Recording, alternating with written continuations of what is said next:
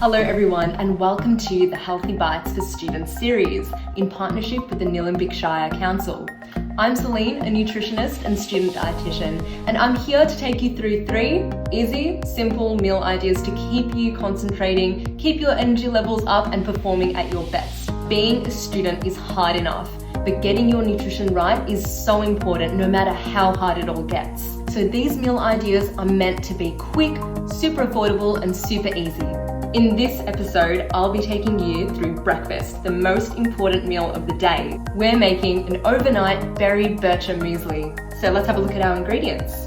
We've got 1 cup of plain yogurt, a handful of frozen blueberries, a teaspoon of vanilla essence, a tablespoon of honey, 1 cup of rolled oats, a half cup of mixed nuts, 2 tablespoons of chia seeds, and a teaspoon of cinnamon.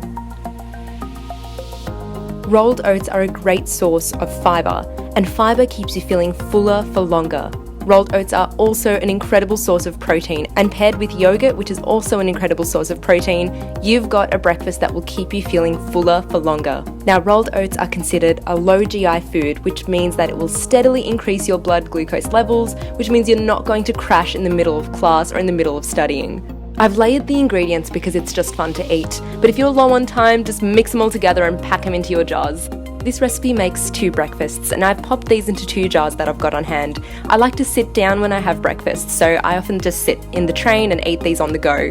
If you have time in the morning though, you can pack these into a bowl and just sit down at your breakfast table. Always make sure to give yourself time to have breakfast, the most important meal of the day for a reason. These guys go in overnight and you're good to go for the morning. If you're on the go, if you're on the run, whenever you need them, they're here for you. The oats and chia seeds will absorb the moisture from the yogurt and will end up being nice and thick and delicious.